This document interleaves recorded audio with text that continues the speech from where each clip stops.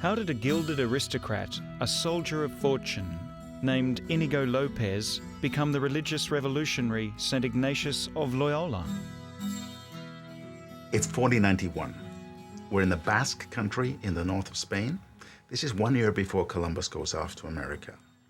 It's also around the time that Copernicus comes to the conclusion that actually, you know what? The Earth is not the center of the universe. So there's a huge shift in what is the way that people look at the world. 1491, to a fairly impoverished but noble family, the 11th child of 11 children is born. An aristocrat, but an impoverished aristocrat. And I think both those things are going to shape who this man is going to become. His parents die comparatively young, and he's actually brought up by his brother in probably kind of a courtly environment. But at a young age, probably in his teens, he's sent off to become a courtier. The man who we now call Ignatius or Ignacio in Spanish wasn't born that way. He was actually probably not, he was probably called Iñaki, which is the Basque form of what the Spanish name Inigo. In a way, the difference between Inigo, the courtier, and Ignatius, the serious, inspired, somewhat obsessive saint, the name change means, rather than the case of St. Paul, from Saul to Paul, the name change means it's a different identity in some ways. Ignatius is sent off at the age of 15 to learn the arts of what it is to be a courtier. This is a man who learns dancing. This is a man who learns how to treat ladies in a courtly way, sometimes flirtatious way. This is a man who learns the military arts as well, and that's what he's trained to be, a professional soldier, a professional courtier. The French invasion of Spain in 1520 devastated Inigo's homeland.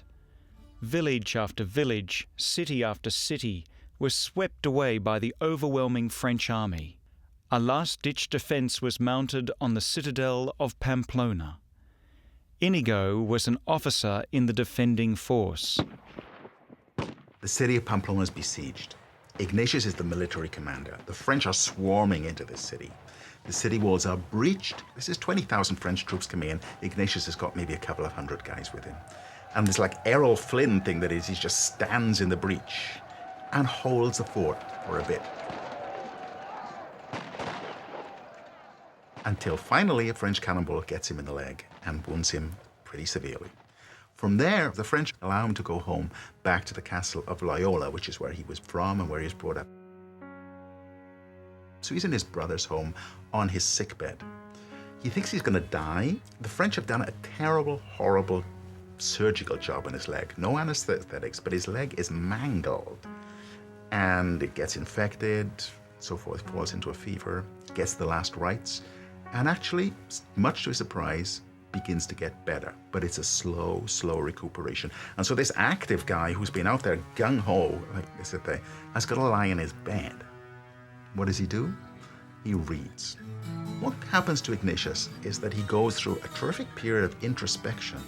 When he reads about St. Francis and St. Dominic, he actually begins to notice something stirring him. And it's a desire not only to emulate these saints, but actually to do better than them. This is this very competitive spirit which is in Ignatius. And that's kind of the root of his conversion. Loyola left the castle in 1522 a converted man. His mission? To explore his new life. But his journey would not be without struggle. He goes off on a mule. He meets a Moor. A Muslim, probably speaks Arabic, and he gets in conversation with him. They're going along together, and they suddenly start talking about the Virgin Mary. And the Moor denies the virginity of Virgin Mary. Now, this is a great insult to Ignatius, and he kind of boils inside. He doesn't really know what to do. Wondering what is the best thing to do, shall I go and kill that Moor because he's insulted my lady? You think this kind of feudal, chivalric. Or would it be better just to sort of take the insult? So he lets the mule decide. Now, the mule takes one road, but it's not the road that the Moor is taking. If that hadn't happened, there wouldn't be an Ignatius of Loyola, there wouldn't be a Society of Jesus. He goes to an abbey outside Barcelona, the Abbey of Montserrat, and spends the night in prayer, decides that he's going to be almost like a knight for God. Symbolically, he leaves his sword behind at the shrine and heads out to Manresa. While at Manresa, Ignatius had a vision that would be one of the most significant and enlightening of his entire life. He lets his nails grow, doesn't wash, lives in a cave, eats a minimal amount of food. And it's almost like he's trying to punish himself for what he regarded as his sins before. He's had visions before, but here he gets something which he doesn't call a vision, but it's a kind of an enlightenment in some ways. And he talks about getting wave upon wave upon wave of understanding, which changed the way that he sees himself in relation to the world and to God. At a later point in his life, Ignatius says that of all the things that he received from God, all the deep spiritual experiences and all the things he studied, nothing compared to what happened at Manresa. In his conversion story, this is an important milestone. And it's after this that he cuts his hair, begins to live a much more moderate life, starts going out to people, engaging them in conversation. So we can see this a kind of a gradual evolution from this proud military man into this somewhat obsessive, a little too religious pilgrim. And we can see him gradually beginning to find out what is it that he's called to do, who is it that he's called to be. Enlivened and engaged, Ignatius studied the core of his beliefs. He examined how intellect and feelings worked in his life. Ignatius started writing some things down, and it were kind of notes that he was making about his own spiritual experiences. And these are really the kind of the nucleus of what later would become spiritual exercises, all kinds of prayer, meditation, contemplation for the growth of the soul. And really it's a little manual in some ways for ego reduction, for realizing that I'm not the center of the universe, that God is the center of the universe. And in a way, what it does is attempt to replicate the experience that Ignatius had. Ignatius sets out rules for discernment. How can I make a choice? What are the techniques? How can I know God's will? Now, God's will doesn't come like a fax.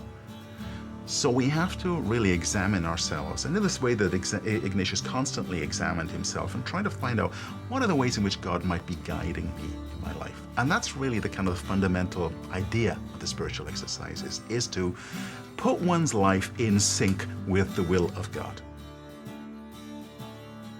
What Ignatius is trying to do is to find a kind of a way in which we don't despise the world, but that we actually go around looking for the traces of God in all things. I think the closest parallel I can think about this is being in love. When you're desperately in love with somebody, you see them everywhere. Everything that you go through reminds you of them. And I think that's what we mean about finding God in all things, that somehow God is never absent from all human experience.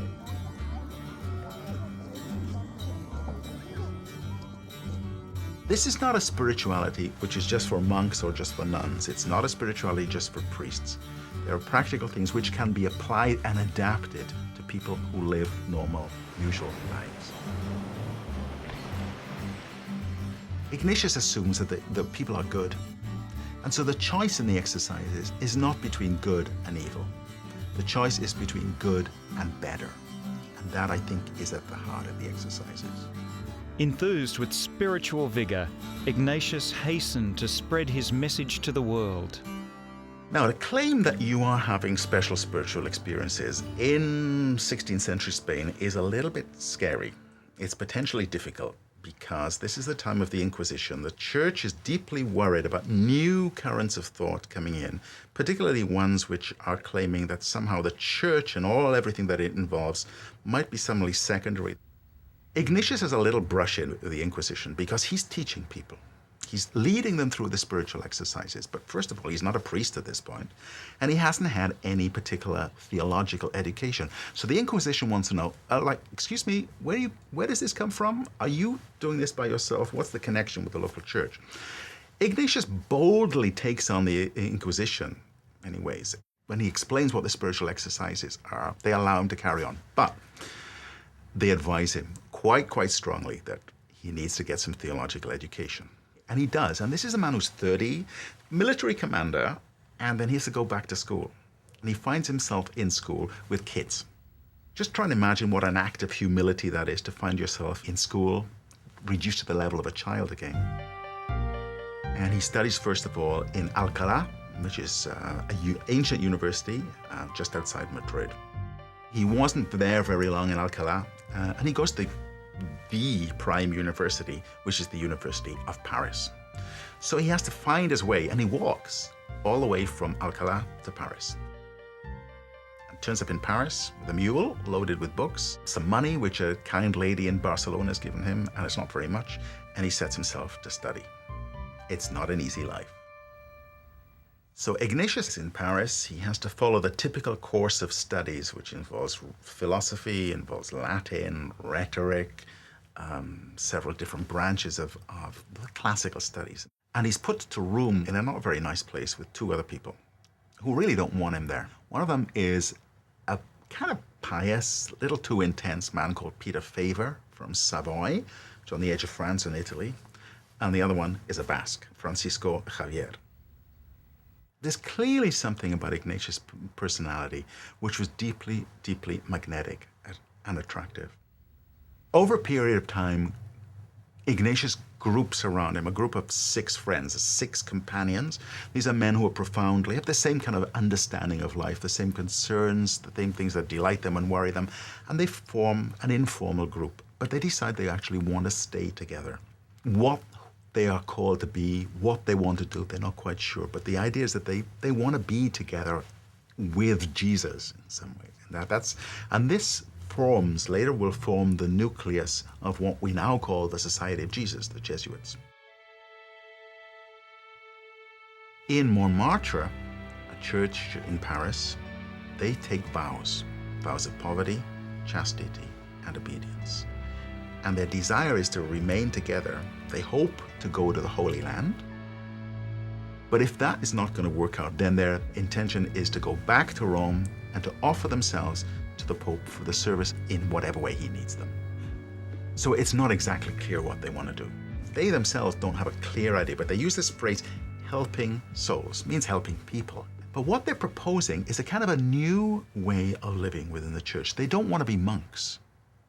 They don't want to live in a monastery. They want to be out in the world, engaged with the world.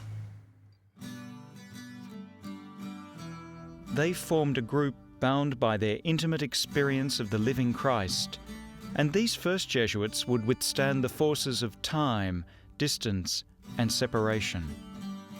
Ignatius goes back to his family in Spain, and they go ahead of him to Venice, which is going to be the port where they intend to go to the Holy Land from, to await Ignatius. Ignatius joins them in Venice. They're there for a whole year. They start working, and where they work is in hospitals, doing the most menial chores.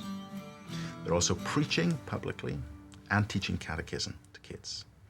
But enough is enough. After a year, very practically, they decide, okay, well, plan A hasn't worked. We have to do plan B, which is to get their way to Rome. On his way to Rome, Ignatius has a vision in which he sees himself being placed with Jesus. And he interprets this as meaning things are going to go okay in Rome.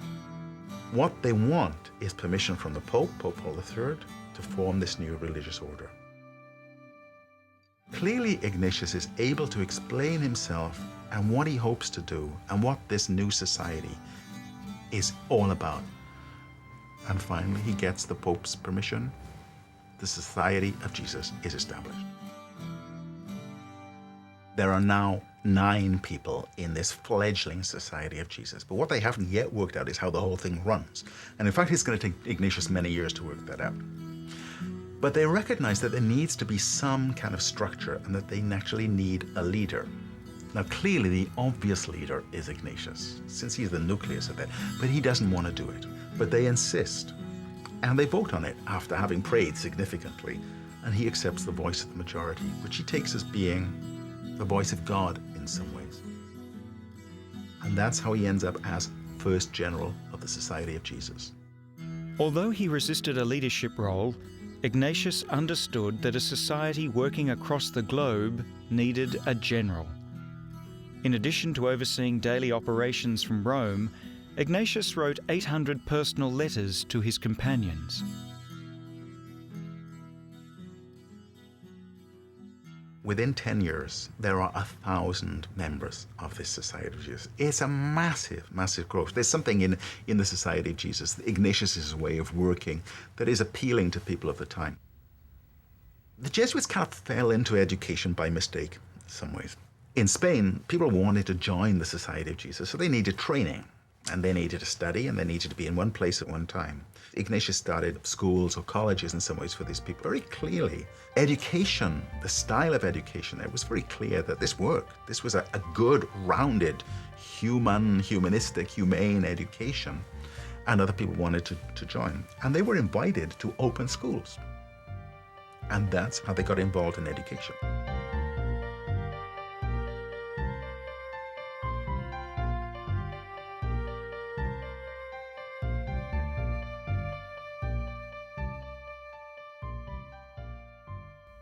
It was Ignatius' spirituality and leadership that contributed to the expansion of the society. As Ignatius grew older, many feared that the loss of his dynamic touch would be gone forever, and with it the energy that fed the society's growth. Ignatius' health at the end of his life in his 60s is pretty bad. He damaged his health seriously with all those severe ascetical practices in the cave at Manresa. At the insistence, and he had to be persuaded really quite heavily to do this, the younger members of the society, who had not been with him right at the beginning, wanted to know the story of his life. And so he had to be cajoled into this, and eventually, over a period of some 15 months, he dictates his life story. At least the story from his point of his conversion up to the founding of the Society of Jesus. It's Ignatius talking to somebody else. And it's in a way like he's turned down the volume in his life. He doesn't talk about many things, and he's constantly at pains to show the contrast between the Ignatius, the Inigo that he was, with the Ignatius that he's actually become. In a way, I think you get a clearer picture of who Ignatius is when you read the spiritual exercises and when you read the letters, because there you see this person, this powerful general in many ways, who's not this cold-blooded automaton that people sometimes think of him as being. Very, very warm-hearted, much beloved person. So Inigo becomes this beloved Father Ignatius, the spiritual father of 1,000 sons by the end of his life. Eventually his health gets the better of him, takes to his bed, and dies surrounded by those who love him, by the members of the Society of Jesus. Ignatius once said that if the Society of Jesus were ever to come to an end, it would take him about 15 minutes to recover. This is a guy who'd spent his whole life post-conversion, creating this organization, the Society of Jesus. And to be able to say, I could just give it up like that, means that he has something which I want to call internal freedom or spiritual freedom. And the idea about this is that God is God for Ignatius. Nothing else substitutes for God. So the tendency that we might have to place all our trust, all our faith, all our hope, all our affection in anything apart from God, for Ignatius means that we're not doing what we're called to be. So for Ignatius, the Society of Jesus is very important, but it's not the most important thing. Ignatius says, give me your love and your grace, and everything else is secondary to that. On the 12th of March 1622, the man who was born an aristocrat, Inigo Lopez, became Saint Ignatius Loyola when he was canonized by Pope Gregory XV. His feast is celebrated on the 31st of July, the day he died.